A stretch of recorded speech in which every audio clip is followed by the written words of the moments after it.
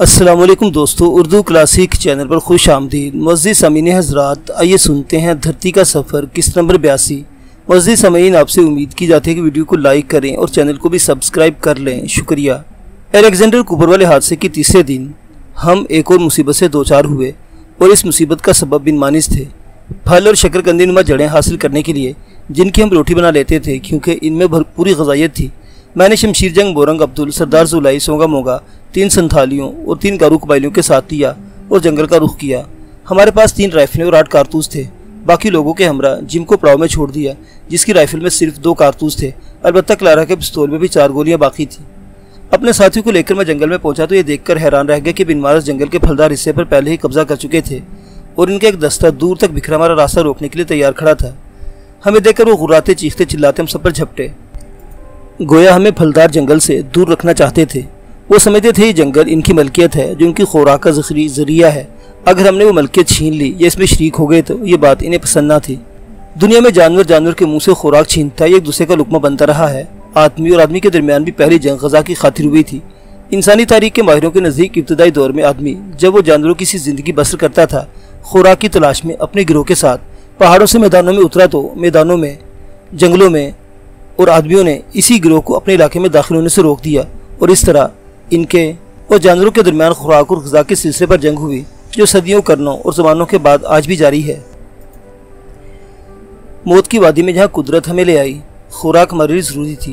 बिन मानसों को झपटते देखकर हमने इन पर फायर किए और अपने कारतूस ख़त्म करने के बाद, जिनके नतीजे में 3-4 बिन मानस हलाक और 3-4 ज़ख्मी हो गए थे, भालों और कुल्हाड़ियों से इनका मुकाबला करने लगे।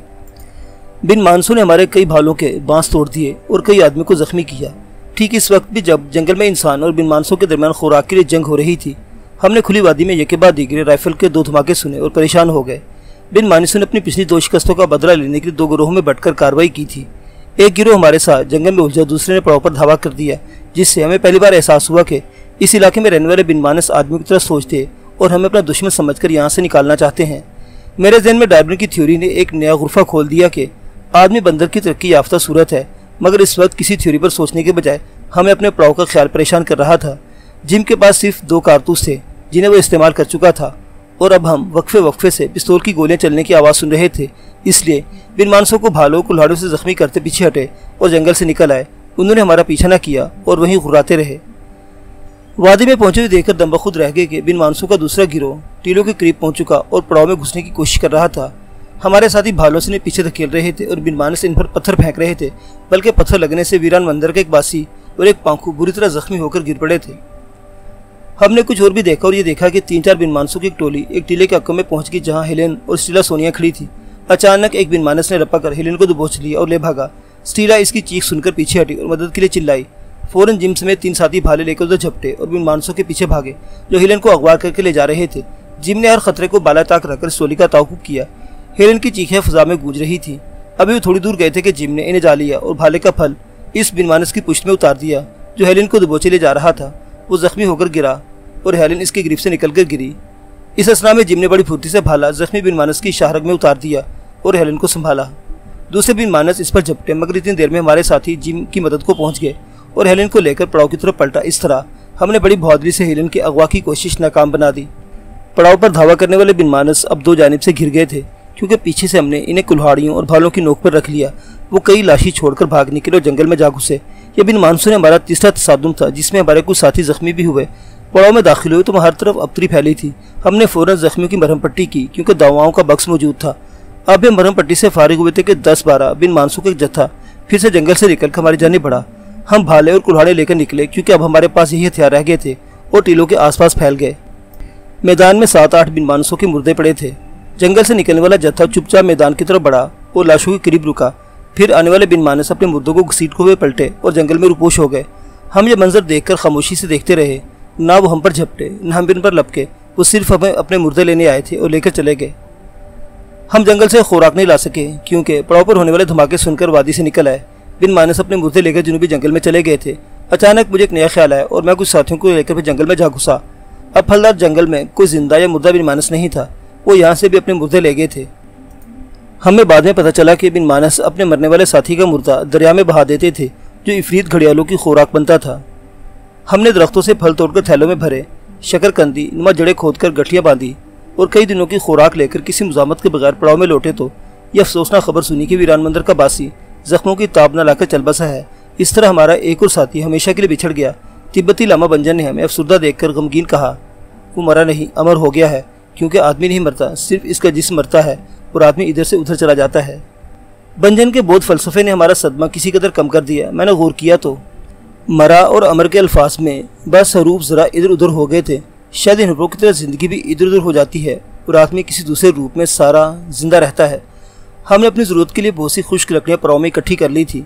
हमारे कबायली साथियों ने टीलों से दूर अढ़ाई फरलांग और वादी में चिता तैयार की, जिस पर वीरान मंदिर के बासी की लाश बौद्ध रिवाज के मुताबिक जला दी गई। जब चिता जल रही थी, बहुत से बिनमानस जंगल की पट्टी पर खड़े हैरत और तज्जुब की नज़रों से चिता को जलते देख रहे थे। हमारे पास कारतूस खत्म हो गए और जजीरा बिन मानसों का खतरा संगीन सूरत इख्तियार करता जा रहा था। प्रोफेसर हर्ष ने महसूस किया कि बिन मानस जिनसे हमारा वास्ता पड़ा है बिन मानसों की इर्तिका पजीर नस्ल से ताल्लुक़ रखते हैं, जो आदमी से करीब हो रही है और किसी वक्त हमारे लिए बहुत बड़ी मुसीबत बन सकते हैं। हम ना तो डायनासोर जंगल में महफूज थे, न जजीरे में। हमें इस अजीम हिसार से बाहर निकलने की कोशिश करना थी, मगर जजीरे में हमारी पहली कोशिश नाकाम हो चुकी और यहाँ किसी मजीद कोशिश का सवाल ही पैदा न होता था। मालूम होता था कि तकदीर आहिस्ता आहिस्ता हमारे दरवाजे बंद करती जा रही है। हम सब टीलों के दरमियान इकट्ठे होकर सोचने लगे कि अब हमें क्या करना और कहाँ जाना है। सोच विचार के बाद फैसला किया गया कि फ़िलहाल हमारा पड़ाव यहीं रहे। यह बिन मानसों का ख़तरा ज़रूर था, मगर हमें जंगल से खुराक मिल सकती थी, जो ज़िंदगी की बुनियादी ज़रूरत है। इसके साथ ही तेज़ रफ्तार चाकू चौबंद अफराद पर मुश्तमिल एक सरीर हरकत टीम तैयार करने का फैसला हुआ, जो सैकड़ों मुरबा मील के रकबे में फैली इस वादी हैरत इसरार का सर्वे करे और कोई ऐसा मुकाम ढूंढे जहाँ हम कुदरत के इस बुलंदो बाला हिसार को अबूर कर सके।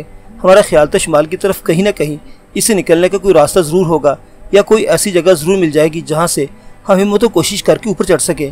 इस टीम के लिए मेरे अलावा शमशीर जंग, मोरंग अब्दुल, सरदार जुलाई, सोंगा मोंगा और चाऊ के नाम तजवीज़ किए गए।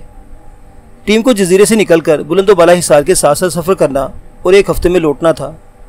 कलारा ने इसरार किया कि मेरे साथ जाएगी या फिर मैं ना जाऊं और पड़ाव में रहूं, मेरी जगह कोई दूसरा आदमी सर्वे में शामिल कर लिया जाए। कलारा का ख्याल था कि मैं पड़ाव में रहूंगा तो सबको हौसला रहेगा और अगर कोई ख़तरा भी पेश आए तो मैं इसका बेहतर मुकाबला कर सकूंगा। सरीर हरकत सर्वे टीम का काम सिर्फ मालूमाती है और ये काम कोई भी आम आदमी सरंजाम दे सकता है। दूसरे लोग हत्ता के बूढ़े बंजे ने भी कलारा की तायीद की। अचानक प्रोफेसर हर्ष ने कहा, नासिर की जगह सर्वे टीम के साथ मैं जाऊँगा। मैंने मुखालफत की। प्रोफेसर हर्ष एक माहिर आसार ज़रूर था, मगर तेज़ रफ्तार नहीं था, जबकि टीम को सर्वे के दौरान डायनासोरों का खतरा था और टीम के अरकान का काम मुकाबला करने के बजाय तेज़ रफ्तारी के साथ इनसे बच निकलना था। दूसरी बात यह थी कि प्रोफेसर खतरे के वक्त अच्छी तरह भाला भी इस्तेमाल न कर सकता था। मेरे नज़दीक इसका टीम के साथ होना मुनासिब ना था। प्रोफेसर ने एक नया नुक्ता निकाला, एक ऐसी वादी का सर्वे करने के लिए जो दूसरे अर्जियाती दौर से गुजर रही है, तारीख़ व आसार के किसी माहिर का साथ होना ज़रूरी है। प्रोफेसर ने एक पंखू को, जो बहुत अच्छा भाला चला सकता था, अपने बॉडीगार्ड के तौर पर साथ ले जाने पर इसरार किया। सर्वे टीम को बज़ाहिर किसी संगीन खतरे का सामना नहीं हो सकता था, बल्कि खतरे के वक्त इसके अरकान को होशियारी से फरार होना था। इसलिए प्रोफेसर की जिद के सामने सबको हथियार डालना पड़े और पंखू को बॉडीगार्ड के तौर पर टीम में शामिल कर दिया गया। मेरे अलावा अब सोंगा मोंगा भी नहीं जा रहे थे और इनकी जगह बिंदु और एक गारू जवान को टीम में रखा गया। अगले दिन प्रोफेसर हर्ष की क़यादत में सर्वे टीम भालों और शिकारी चाकू से मुसल्लह होकर और अपने थैलों में 7 रोज़ की खुराक लेकर पड़ाव से निकली और डायनासोर जंगल की तरफ रवाना हो गई। हमने दुआओं के साथ अपने साथियों को रुखसत किया, मगर सर्वे टीम दोपहर से पहले ही प्रोफेसर हर्ष और पंखू की लाश उठाए हुए पड़ाव में लौट आई और इस अलमनाक हादसे पर पार्टी में कोहराम मच गया।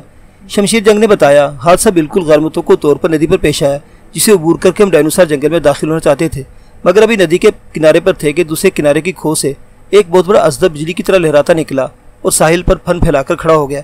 इसकी लंबी पतली जुबान बड़ी तेज़ी से लपलपा रही थी। अब हम नदी अबूर करके दूसरे किनारे से नहीं पहुंच सकते थे, जहां अजदर कुंडली मारे और हमारा रास्ता रोके बैठा था। प्रोफेसर ने कहा कि हम इस किनारे से इसे पत्थर मारकर भगाने की कोशिश करें और ख़ुद पांकू को साथ लेकर नदी में उतर गए। दोनों मिलकर इसे बालों से हलाक कर देंगे। हम पत्थर उठाकर दूसरे किनारे पर फेंकने और असदे को डराने की कोशिश करने लगे। नदी का पाट इतना चौड़ा है कि कोई पत्थर असदे को ना लगा, ना वो अपनी जगह से हिला, बल्कि अपने ढेर पर कुछ और ऊंचा हो गया। अभी प्रोफेसर और पांकू नदी के वश में पहुंचे होंगे कि असदे ने अपने मुंह से आग उगलने लगा। इसकी जहरीली आग की चिंगारियां एक तेज़ धार की मानिंद उड़ती प्रोफेसर और पांकू के जिस्मों पर पड़ी और पानी में इनके जिस्म जलने लगे। दोनों ने गोता लगाया, मगर 1.5-2 मिनट बाद उभरे तो हालत बड़ी ख़राब थी। इस असना में असदे की एक और जहरीली फुकार और आशिफ फुहार इनके सरों पर तैर गई और वो तड़पते डुबकियाँ खाते वापस मुड़े। प्रोफेसर तो फौरन जहर का शिकार हो गए और नदी में डूबने लगे, लेकिन पांखू इनका हाथ पकड़कर किनारों की तरफ खींचने लगा। इन्हें बचाने के लिए फौरन नदी में कूद गए और दोनों को बड़ी मुश्किल से किनारों पर ले आए। प्रोफेसर फौत हो चुके थे, लेकिन पांखू में भी जान बाकी थी। हम नदी का किनारा छोड़कर पीछे हट गए, क्योंकि दूसरे किनारे पर अजदा इसी जगह बैठा था। इस अचानक हादसे से हम इस कदर बदहवास और परेशान हो गए, कुछ सूझता ना था। पांखू का चेहरा भी झुलस गया और जिस्म नीला पड़ता जा रहा था। हमारे देखते ही देखते जोर से तड़पा और गर्दन ढलक गई। दोनों अजदे के आछी जहर का शिकार हो गए थे। गम की शिद्दत से आंखों में आंसू आ गए, मगर सरों पर नीला आसमान हमारी बेकसी पर हंस रहा था। साथ में अपने भालों के 2 स्ट्रेचर बनाए और दोनों लाशें यहाँ उठा लाए। ये था वो भयानक हादसा जो हमारे साथियों को पेश आया और जिसने हमारी कमर तोड़ डाली। चांगा, बोदी, बिस्वा और अलेक्जेंडर कूपर के बाद प्रोफेसर हर्ष और एक पांखू की जुदाई ने दिल दहला के रख दिए और दुख हमारे सीनों में गिरी लकड़ी की तरह सुलगने लगा। अगरचे नाकाबिले अबूर उमूदी हिसारों के अंदर जहाँ कदम कदम पर मौत हमारे दाम बिछा रखे थे, हम सिर्फ तकदीर के रहमो करम पर थे जो अक्सर धोखा देती है। फिर भी प्रोफेसर हर्ष की हैसियत मीरे कारवां की सी थी, क्योंकि इब्तदाई ज़िंदगी के आसार का खोज लगाने के लिए आसाम के दुश्वार गुजार पहाड़ों का सफ़र भी इसी के प्रोग्राम के मुताबिक शुरू हुआ और आदम खुद देवता की तहकीक व जस्तजू के लिए तिब्बत का होलनाक सफ़र भी इसी की मर्जी से इख्तियार किया गया था। वो साथ था तो कुदरत के इस अजीम जिंदान अजल में भी हमारे हौसले बुलंद थे, मगर इसके मरते यूँ महसूस हुआ जैसे हम मौत की वादी में तन्हा रह रहे हैं। पांखू की लाश इसी जगह नस्र आतिश कर दी गई जहाँ वीरान मंदिर के बासी की चिता जलाई गई थी, मगर प्रोफेसर की लाश पहाड़ के दामन में छतरीदार कुबड़े दरख्तों के नीचे दफन करके इस पर जर्मन, अंग्रेजी और उर्दू जुबानों में मशहूर माहिर आसार प्रोफेसर विलियम हर्ष PhD के नाम का कतबा लगाया गया और दुनिया का एक बहुत बड़ा मुहक्किक जिसका नाम यूरोप के माहिरीन आसार में चर्चा था, अपने घर से, अपने वतन से हज़ारों मील दूर एक ऐसी वादी हैरत इसरार की मिट्टी में जा सोया जो अभी मुहज़्ज़ब दुनिया में दरियाफ्त नहीं हुई थी। बहरहाल मिट्टी की किसी धरती और किसी देश की हो, आदमी को खा जाती है। जब प्रोफेसर की लाश कब्र में उतारी गई, क्लारा और स्टेला सोनिया की आंखों में आंसू चुपचाप बह रहे थे, मगर यूँ लग रहा था जैसे वो आंसू चीख रहे हों, चिल्ला रहे हों, फरियाद कर रहे हों। प्रोफेसर हर्ष ऐसे नाम और माहिर आसार की मौत की बिसात एक गुमनाम वादी अजल में बिछाई गई थी और इसी बिसात पर हमारी बाजी भी मात हो गई। अब मैं इस हादसे की अलमनाक कैफियत से निकलता और एक नए मंजर का पर्दा उठाता हूँ, क्योंकि शहर हो या वीराना, ज़िंदगी हर जगह एक कहानी और एक नाटक की हैसियत रखती है। जब एक मंजर गुजर जाता और इसके खात्मे पर स्टेज का पर्दा गिराया जाता है, तो दूसरी तरफ दूसरे मंजर के लिए पर्दा उठा दिया जाता है और प्रोफेसर की मौत के बाद वो पर्दा इस तरह उठा के हम वादी अजल के ऊंचे हिसारों के अंदर भी एक ऐसे जजीरे में घिर गए थे जिसके जुनूब में इफरीत घड़ियालों का दरिया था। शुमाल की तरफ बड़ी गहरी और वसी झील में एक्टू सोर्स जैसी इंतहाई ख़तरनाक बला रहती थी। मशरिक में एक तवील व अरीज़ गहरी खाड़ी भी इसी आबी बला की आरामगाह थी और मगरिब में एक नदी थी जिसके किनारे की खो में जहरील आग उगलने वाला एक असदहा बैठा था। फिर बिन मानसों का ख़तरा, गोया हम हर तरफ से मौत की जद पर थे और यहाँ सिवाय मौत के हमारे लिए कुछ नहीं था। अगर जिंदा रहने के लिए हमारे जजीरे में काम करना ज़रूरी था, तो वादी अजल के ऊँचे आसारों से निकलने की खातिर कोई रास्ता तलाश करना इससे भी ज़्यादा अहम था। इस मकसद के लिए हमें जजीरे से निकलना और नदी को अबूर करना था। प्रोफेसर की मौत का गम हमारे चेहरों पर रास्ते की गर्द की तरह तह दर तह जम गया था, मगर तीसरे दिन मैं गम की गिरद झाड़ कर उठा और सिर्फ शमशीर जंग और सोंगा मोंगा को लेकर नदी पर पहुंचा ताकि देखूं कि आदशी अजदा कहीं चला गया है या वहीं है। आदमी का असली दुश्मन खतरनाक अजदे के रूप में वही था और जो ही हम नदी के किनारे पहुंचे, वो दूसरे किनारे की खो से फौरन लहराता फुंकारता निकला और साहिल पर कुंडली मारकर फन फैलाकर अपने ढेर पर कई फीट ऊंचा हो गया। गोया अपनी लपलपाती जीप से आगाह कर रहा था कि अगर तुम नदी में उतरे तो जलाकर भस्म कर दूंगा। हम मायूस और शिकस्ता दिल अपने पड़ाव की तरफ लौट गए। चलते चलते जहन में तजवीज़ आई कि अजदे को हलाक करने के लिए तीर कमान तैयार किए जाएं, वरना वो हमें रास्ता नहीं देगा। इसे इत्तफाक़ी समझना चाहिए कि जंगल की लड़ाई में सरदार जुलाई ने चौड़े फल की कुल्हाड़ी से एक बिन मानस का पेट फाड़ दिया था और ओचड़ी समेत इसकी अंतड़ियाँ बाहर आ गिरी थी। बिन मानस इसका मुर्दा तो उठाकर ले गए, मगर अंतड़ियाँ वहीं पड़ी थी।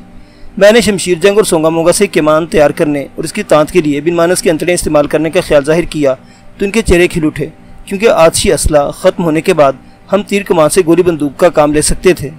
पड़ाव में जाते ही मैंने अपने इरादे पर अमल शुरू कर दिया। सोंगा मोंगा अकेले ही जंगल में घुसकर मुर्दा बिन मानस की अंतड़ियाँ ले आए। कई दिन गुजर जाने के बावजूद वो घास फूस से ढकी रहने के बाइस ख़राब नहीं हुई थी। हमने इन्हें साफ करके और बटकर मजबूत तांत तैयार कर ली। एक दरख्त की मजबूत शाख तैयार करके इसे कमान की शक्ल दी गई। तांत बांध कर चिल्ला चढ़ाया और तीर की जगह एक लकड़ी रखकर छोड़ी तो बंदूक की गोली की तरह दूर तक उठती चली गई। बिन मानसों के साथ लड़ाई में हमारे कुछ भालों के बांस टूट गए थे। इन टूटे बांसों के तीर तैयार किए। बांस का तीर भी लोहे की तरह जिसमें उतरता और गहरा जख्म लगाता है। मैं 2-3 रोज में तीरंदाजी की मशक करता रहा और जब हाथ रवा हो गया तो अपने चंद साथियों के हमरा फिर नदी पर पहुंचा और अस्तः फिर कोंदे की तरह लपकता झपकता खो से निकलकर किनारे पर आ गया। मेरे और इसके दरमियान 250 फुट का फासला था। हवा मेरे मुवाफिक थी। मैंने इसके चौड़े फन का निशाना लेकर पहला तीर छोड़ा जो सिर्फ 1-1.5 इंच के फासले से निकल गया। मेरा ख्याल था कि दूसरा तीर इसकी फन में तराजू हो जाएगा, मगर दूसरा तीर छोड़ा तो साथ ही अजदहे के मुंह से तेज़ आतिशी पुकार निकली, जिससे उड़ते तीर में न सिर्फ आग लग गई बल्कि वो निशाने पर पहुंचने से पहले ही ज़मीन पर गिर गया। मैंने तीसरा तीर चलाया तो इसका भी वही हशर हुआ और मैंने अपनी पेशानी से पसीना पूंछकर कमान कंधे पर डाल ली। तीर ज़ाया करने से कोई फ़ायदा ना था। मुझे यूँ लगा जैसे कुदरत का कोई खौफनाक अजाब अजदे के वजूद में मुतशक्किल होकर नदी के किनारे आ बैठा है। मैं एक बार फिर नाकाम नामराद पड़ाव की तरफ लौटा और जाते ही घास के बिस्तर पर ढह गया। जिस तरह बंजर ज़मीन में कोई बीज नहीं उगता, इसी तरह अजदे को रास्ते से हटाने और जजीरे से निकलने की कोई तदबीर कारगर नहीं हो रही थी। कलारा ने आकर मुझे संभाला और बोली, क्या हौसला हार बैठे हो? मैंने जवाब दिया, मैं एक मजबूत दिल और मजबूत इरादे का आदमी हूँ। ज़िंदगी की तारीख सुरंगों को अबूर करने का हौसला रखता हूँ, मगर इस धरती की फ़िज़ा मेरी कुव्वत इरादी को पाश पाश किए देती है। कुछ दिन और कुछ महीने मुसीबत के होते हैं और अपना निशान छोड़कर गुजर जाते हैं। कब गुजरे के ये दिन और ये महीने? दरख्तों को साल भर फल नहीं लगते। फलों का मौसम होता है और जब यह मौसम गुजर जाए तो हम भूख से एड़ियाँ रगड़ रगड़ कर यहीं मर जाएंगे, मगर मुझे इस धरती के पेट में अपना और तुम्हारा बिस्तर नहीं बिछाना। मुझ पर मायूसी तारी थी। क्लारा कहने लगी, लगता है हम कुछ अर्सा इस वादी में रहेंगे, क्योंकि अंजुमन ने अपने ख़त में जिस भयानक ख्वाब के बारे में लिखा था इसमें एक बहुत बड़े कैद खाने का जिक्र था जिसमें हम दोनों कैद हो जाते हैं, और वो चाहती थी मैं इस कैद में तुम्हें गमगीन न होने दूँ।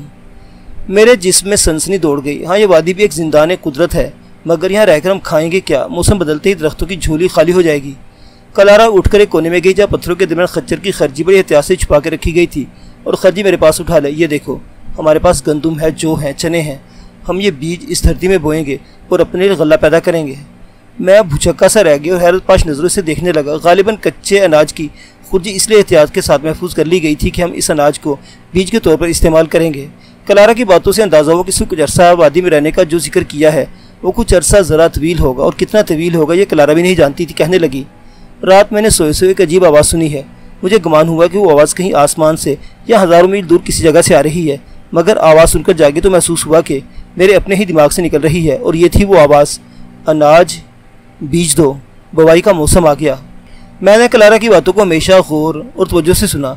अनाज बोने की गैब हिदायत ने मेरी कुव्वत को कुछ और मुज़म्मिल कर दिया। इसका मतलब यह था कि अभी इस जिंदान अजल से हमारी रिहाई का वक्त नहीं आया। दूसरे दिन मैंने अपने साथियों से अनाज बोने की बात की। वो जान गए थे कि हम इस जजीरे में घिर गए हैं और फिलहाल यहाँ से निकल नहीं सकते। इंसान इंतहाई मुसीबत की हालत में अपने पेट की सोचता है। वो भी इस फिक्र में गुम थे कि जब दरख्तों के फल ख़त्म हो जाएंगे और जंगल अपना नया चोला बदलेगा तो हम खाएंगे क्या? मगर अनाज बोने की बात सुनकर वो हैरत से उछले। जिंदा रहने के लिए आदमी को हालात के साथ समझौता करना पड़ता है, और ये सोच कर के फसल उगने और पकने से पहले ही अगर हमें मौत की वादी से बाहर निकलने का रास्ता मिल गया तो हम फसल अपने हरीफ बिन मानसों के लिए छोड़ जाएंगे, और इस अरसे में अगर तकदीर ने हमें रास्ता न दिया तो हमारे ज़िंदा रहने की एक सबील पैदा हो जाएगी।